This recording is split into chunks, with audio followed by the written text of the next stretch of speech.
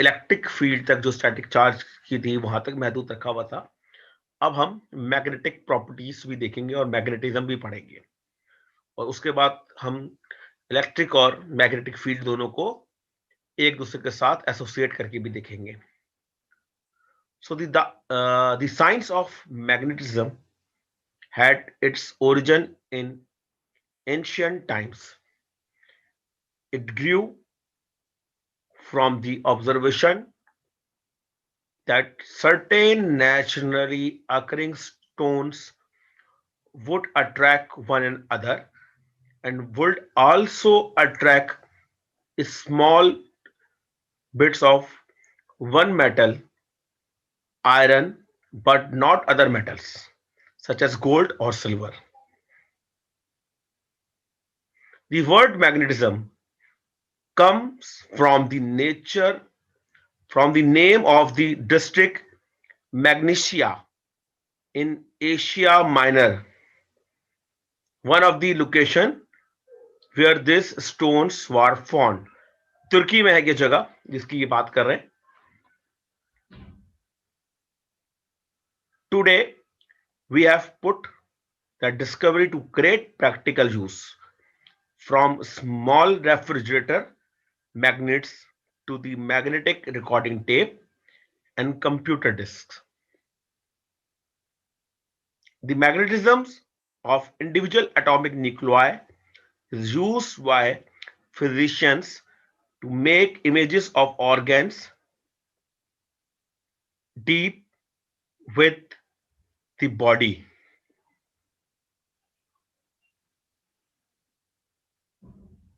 जिसको आप MRI के थ्रू आप देखते हैं, मैग्नेटिक रेडिएशंस के through. Spacecraft have measured the magnetism of the Earth and the other planets to learn about their internal structures.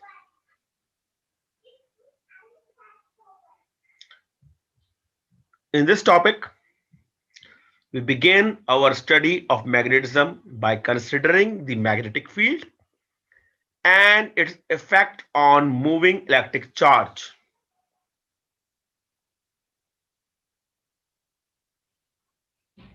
Also, consider the production of magnetic field by electric currents,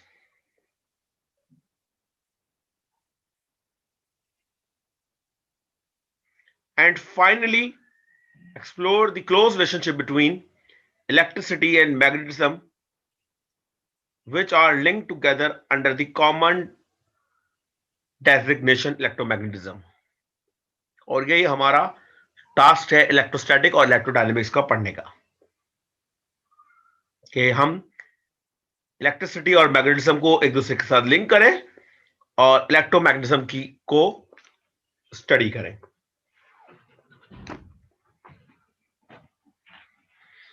तो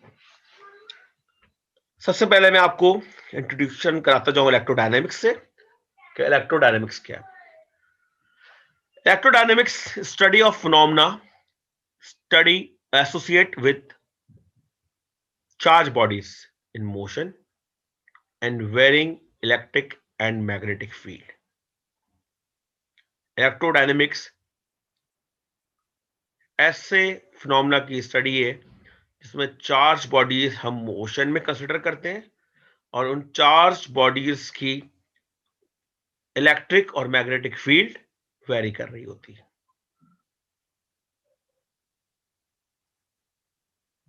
ये जो topic है ये आपका जो next semester course आएगा electromagnetic field theory, उसके point of view से भी ये बहुत इंपॉर्टेंट टॉपिक आएगा. वहां पे हम थोड़ा मैथमेटिकली ज्यादा डील करेंगे as compare to theoretical dealing के, लेकिन थ्योरी पीछे बेसिक्स यही होंगी जो आपको इस कोर्स में पढ़ाई जाएंगी. Since a moving charge produces a magnetic field, electrodynamics is concerned with effects such as magnetism, electromagnetic radiation, जिसको आप EM radiations कहते हैं, and electromagnetic induction, including such practical application as the electric generator and the electric motor. तो आप सबको पता है कि जब मूविंग चार्ज होता है तो वो मैग्नेटिक फील्ड प्रोड्यूस करता है। तो आपकी इलेक्ट्रोडायनेमिक्स में हम जो मेन चीजें कवर करेंगे उसके अंदर magnetism, electromagnetic radiation, electromagnetic induction और इंक्लूडिंग इसकी जो प्रैक्टिकल एप्लीकेशन है इलेक्ट्रिक जनरेटर और इलेक्ट्रिक मोटर्स, ये सारे स्टडी आपको इन फिनोमेनस के अंदर हेल्प करेगी।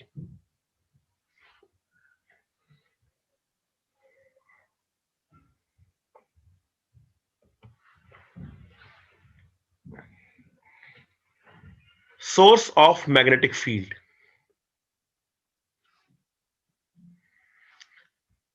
Magnetic force arises in two stages. Number one, a moving charge or collection of moving charge produce a magnetic field. एक मूविंग चार्ज या बहुत सारे या कलेक्शन ऑफ मूविंग चार्ज, जिसको हम आम जबान में इलेक्ट्रिक करंट कहते हैं, वो प्रोड्यूस करते हैं मैग्नेटिक फील्ड। सेकंड, करंट और moving charge respond to the magnetic field and experience a magnetic force. तो ये दो स्टेजेस है अराइजिस की मैग्नेटिक फोर्स की।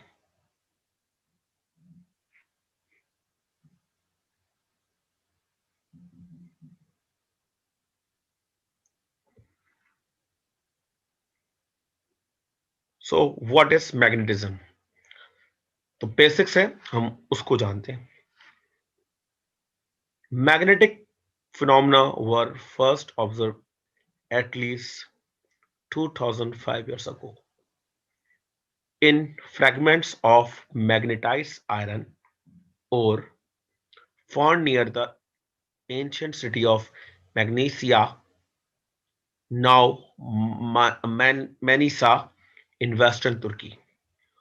तो कितना पुराना ये फिनोमेना है जब आपको फर्स्ट मैग्नेटाइज आयरन ओर मिले। This fragments were example of what now called permanent magnet. और ये जो अपनी नेचुरल स्टेट में जो मैग्नेट थे, इनको हम क्या कहते हैं? Permanent magnet.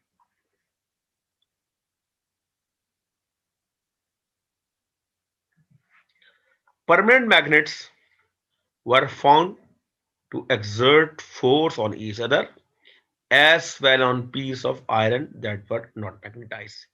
परमानेंट मैग्नेट एक दूसरे के ऊपर भी फोर्स लगाते हैं और उनके नजदीक अगर कोई आयरन का पीस लाया जाए जो कि मैग्नेटाइज ना हो, उस पर भी फोर्स लगाते हैं।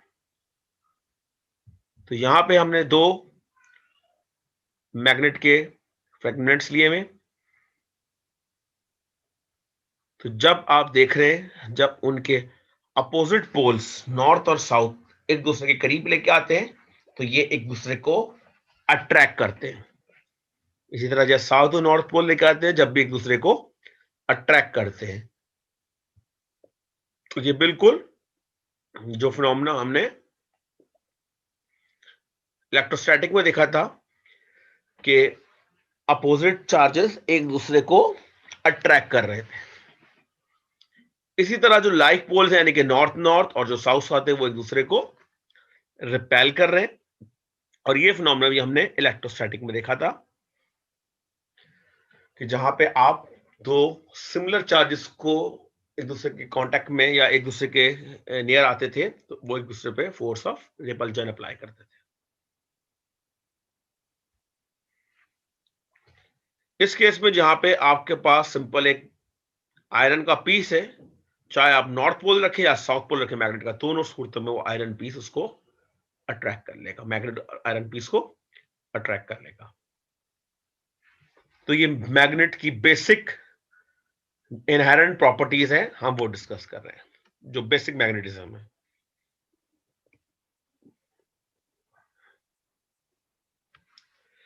It was discovered that when an iron rod is brought in contact with natural magnet, the rod also become magnetized. ये डिस्कवर किया गया कि अगर आप एक आयरन रॉड को एक नेचुरल मैग्नेट के कांटेक्ट में, फिजिकल कांटेक्ट में ले आए, तो वो रॉड भी मैग्नेटाइज हो जाती है. When such a rod is floated on water or suspended by a string from its center, it stands to line itself up in a north-south direction. तो अगर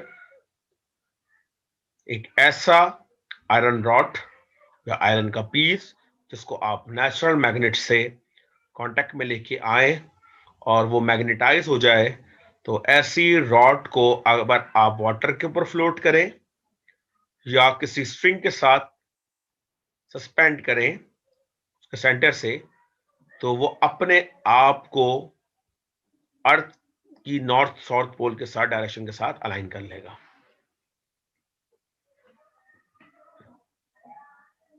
The needle of an ordinary compass is just such a piece of magnetized iron.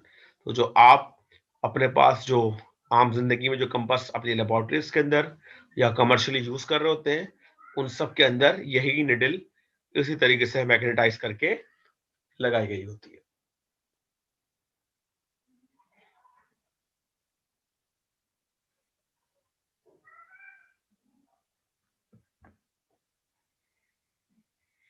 Earth magnetic field. आप सबको पता है कि हमारे अर्थ की भी एक मैग्नेटिक फील्ड होती है और हमारे अर्थ के दो पोल होते हैं. एक नॉर्थ पोल होता है जिसको हम ज्योग्राफिकल नॉर्थ पोल बोलते हैं और एक साउथ पोल होता है जिसको हम ज्योग्राफिकल साउथ पोल बोलते हैं. तो ये हमारे पास हमारा अर्थ का ज्योग्राफिकल नॉर्थ पोल है और ये हमारे पास हमारी अर्थ का ज्योग्राफिकल साउथ पोल है. अब अंदर मैंने जो ये मैग्नेट दिखाया है, तो आप देखें यहां लिखा है साउथ पोल और यहां लिखा है नॉर्थ पोल, और ये मैं अर्थ की कोर के अंदर दिखा रहा हूं. अब आप ये देखें जो हमारी अर्थ की जो मैग्नेटिक फील्ड है उसकी जो शेप है बिल्कुल वो जैसे एक बार मैग्नेट होता है उसकी तरह की है. यानी कि जो कि मैग्नेटिक फील्ड प्रोड्यूस हो रही है ये बिल्कुल एक जैसा बार मैग्नेट आप प्लॉट करें रख के उसको कंपास के थ्रू, तो बिल्कुल ये वैसी ही मैग्नेटिक फील्ड प्रोड्यूस कर रहा है जैसा बार मैग्नेट प्रोड्यूस करता है.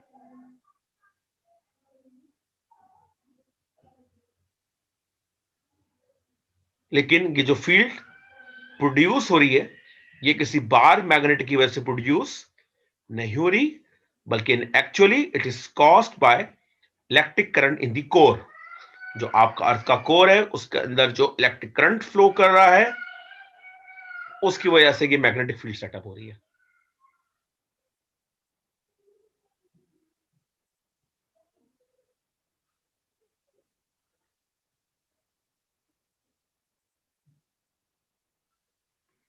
अब तो हमारे पास जो अर्थ का साउथ पोल और नॉर्थ पोल आ रहा है ये डिफरेंट आ रहा है जो हमारा अर्थ का ज्योग्राफिकल नॉर्थ और साउथ पोल है. तो आप देखिए जो हमारी अर्थ की मैग्नेटिक फील्ड का साउथ पोल है वो अलाइन हुआ है अर्थ की ज्योग्राफिकल नॉर्थ पोल से, और जो अर्थ का नॉर्थ मैग्नेटिक पोल है वो ज्योग्राफिकल साउथ के साथ अलाइन हुआ है.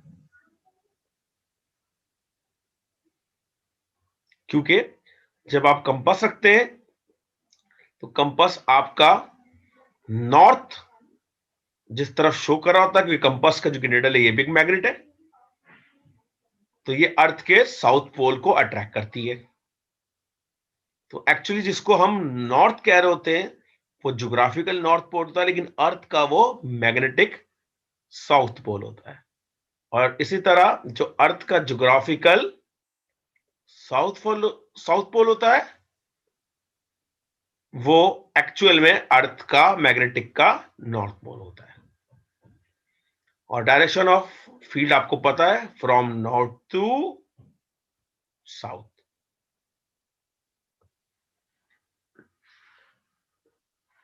तो ये कॉन्सेप्ट था, तो मैंने सोचा कि आपको ये कॉन्सेप्ट यहां से भी बताता चलूं।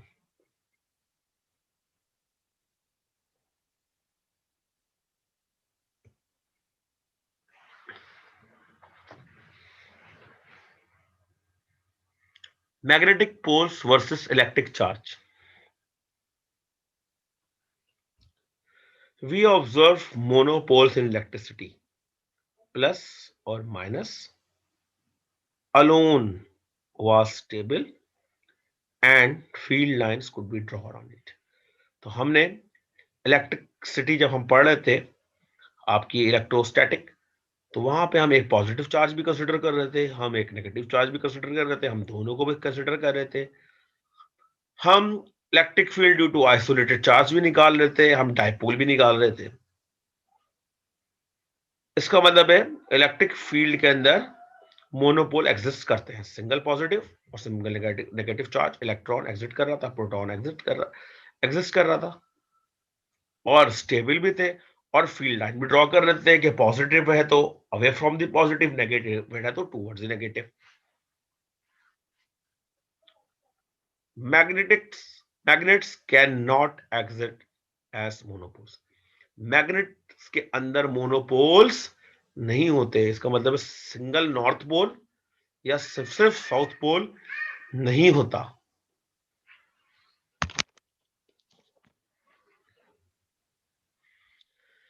If you break a bar magnet between north and south poles, अगर आप एक बार मैग्नेट को, एक बार मैग्नेट है, ये नॉर्थ पोल है, ये साउथ पोल है, आप इसको बीच से तोड़ दें तो तोड़ के ये नहीं होगा कि नॉर्थ अलग हो जाएगा और साउथ अलग जाएगा। जैसे ही आप तोड़ेंगे वैसे ही ये बजाय नॉर्थ साउथ को अलग करने के ये दो सिमिलर मैग्नेट्स बन जाएंगे, यानी कि इसके भी नॉर्थ और साउथ पोल जनरेट हो जाएंगे, और ये एक नेचुरल फिनोमेना है। मजीद तोड़ेंगे फिर साउथ नॉर्थ, मजीद तोड़ेंगे फिर साउथ नॉर्थ। तो इससे पता चलता है कि मैग्नेट्स का मोनोपोल एग्जिस्ट नहीं करता। मैग्नेट हमेशा दो पोल में पाए जाएंगे, नॉर्थ पोल होगा तो साउथ पोल भी होगा।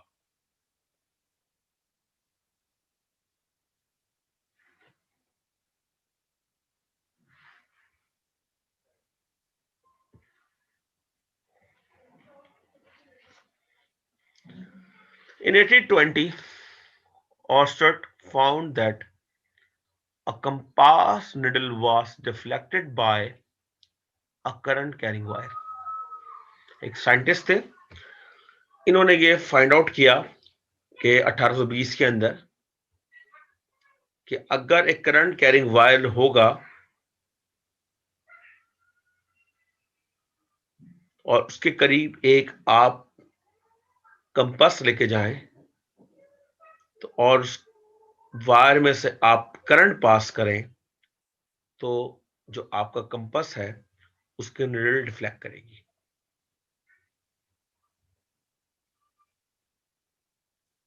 निडल डिफ्लेक्ट करने का मतलब है कि मैग्नेटिक फील्ड प्रोड्यूस हुई है जिसको डिटेक्ट किया कंपास ने। तो जब कोई करंट नहीं था तो कंपास जो है वो अलाइन था पॉइंटेड नॉर्थ पोल। जब आपने करंट पास किया, depending on the direction of the current, compass ने डिफ्लेक्ट किया। लेट्स सपोज अगर आपने यहां से करंट पास किया तो कंपास ने इस तरफ डिफ्लेक्ट किया, और जब ऊपर से नीचे पास किया तो कंपास ने इस तरह डिफ्लेक्ट किया। डायरेक्शन ऑफ मैग्नेटिक फील्ड हम बाद में देखेंगे कैसे निकालनी है। अब इससे मैं आपको बेसिक फिनोमेनास और बेसिक थ्योरीज बता रहा हूं। तो यहां से पता ये चला किसी कंडक्टर से अगर चार्ज मूव करेंगे तो उस कंडक्टर के अराउंड मैग्नेटिक फील्ड प्रोड्यूस होगी। A few years later, Michael Faraday, सबने नाम सुना हुआ है, in England, and Joseph Henry, Henry का भी नाम सबने सुना हुआ है, in the United state, discovered that moving a magnetic near a conducting loop can cause a current in the loop. तो इन दोनों साइंटिस्ट ने डिस्कवर किया कि अगर आप एक मैग्नेट को किसी कंडक्टिंग लूप के करीब लेके जाएं तो उसकी वजह से उस लूप के अंदर करंट प्रोड्यूस हो जाएगा। यहां वो बता रहे थे कि कंडक्टर से करंट गुजरेगा तो मैग्नेटिक फील्ड प्रोड्यूस होगी, और ये बता रहा है कि मैग्नेट को कंडक्टर के करीब लेके जाएंगे, कंडक्टिव लूप के करीब लेके जाएंगे तो करंट प्रोड्यूस होगा, जो आपने फैराडे लॉ में पढ़ा। The magnetic force between two bodies are due to the interaction between moving electron in the atom. तो दो बॉडीज के दरमियान जो मैग्नेटिक फोर्स होती है वो उसकी वजह जो होती है उन दो बॉडीज के दरमियान अंदर जो इलेक्ट्रॉन, जो मूविंग इलेक्ट्रॉन है एटम के अंदर, उनकी अट्रैक्शन की वजह से वो मैग्नेटिक फोर्स प्रोड्यूस होती है।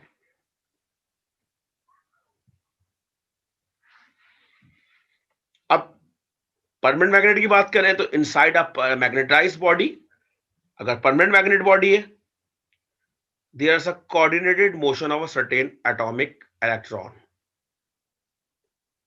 तो एक खास किस्म की कोऑर्डिनेटेड मोशन होती है उनके इलेक्ट्रॉन्स की, जो कि परमानेंट मैग्नेट्स मटेरियल्स होते हैं।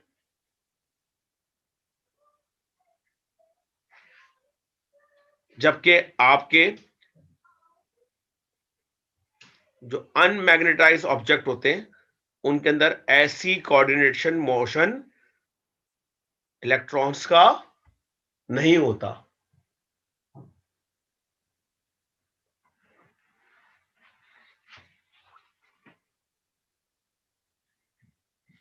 तो इन कोऑर्डिनेट मोशन की मदद से ही हम पता करते हैं कि कौन सी चीज मैग्नेटाइज है और कौन सी चीज मैग्नेटाइज नहीं है, या कौन सा परमानेंट मैग्नेट है कौन सा परमानेंट मैग्नेट नहीं है।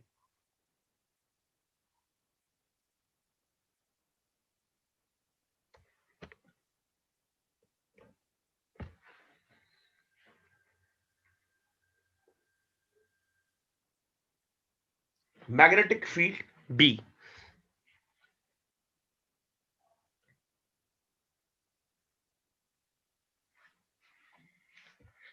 we represented electric attraction in two steps.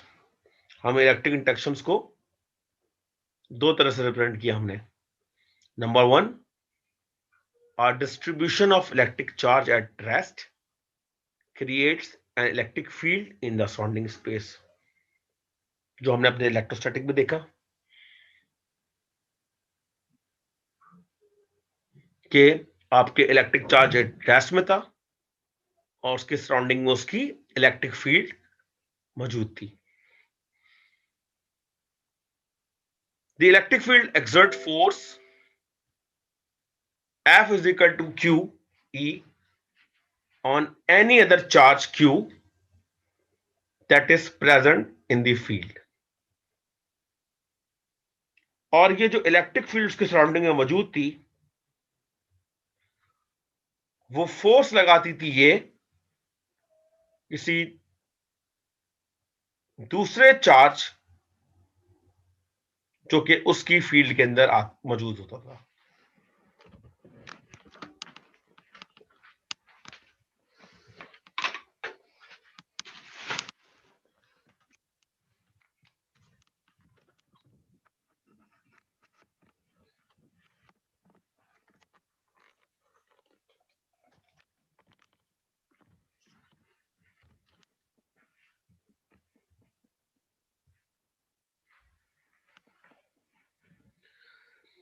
We can describe magnetic interaction in similar way. बिल्कुल जिस तरह हमने इस इलेक्ट्रिक फील्ड को डिस्क्राइब किया, हम उसी तरह मैग्नेटिक इंटरेक्शन को भी सिमिलर वे में डिस्क्राइब करने जा रहे हैं।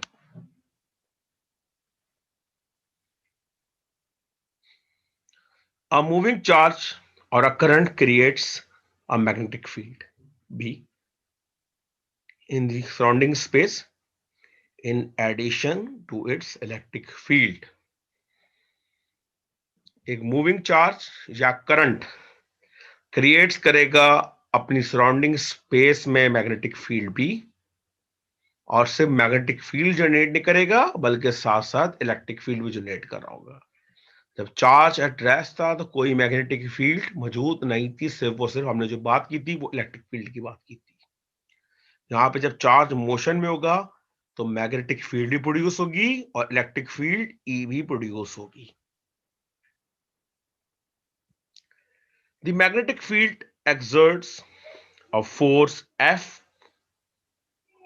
on any moving charge on current that is present in the field।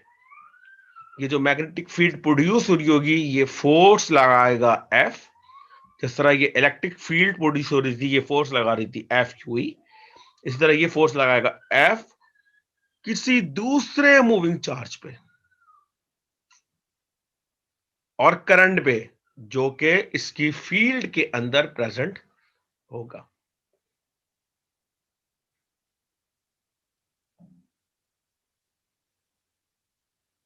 अब ये फील्ड क्या है, इस फील्ड को हम कैसे कैलकुलेट कर सकते हैं, किस तरह दोनों फील्ड्स को एक साथ कैलकुलेट कर सकते हैं,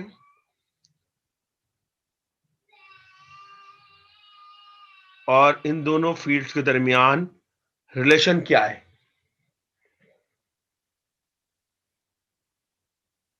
ये हम जब अपनी प्रीवियस लेक्चर्स की तरफ जाएंगे तो वहां पे हम स्टडी करेंगे। आज के लेक्चर में सिर्फ हमने जो कॉन्सेप्ट लिया है वो इलेक्ट्रोडायनेमिक्स का लिया है कि इलेक्ट्रोडायनेमिक्स क्या है,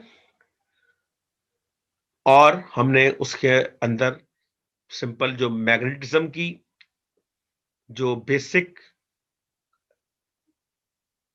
या नेचुरल प्रॉपर्टीज थी उनको स्टडी किया है, और मैग्नेटिक फील्ड का इंट्रोडक्शन दिखा है कि मैग्नेटिक फील्ड किस तरह प्रोड्यूस होती है। नेक्स्ट लेक्चर में इंशाल्लाह अपनी टॉपिक को आगे बढ़ेंगे। अल्लाह हाफिज।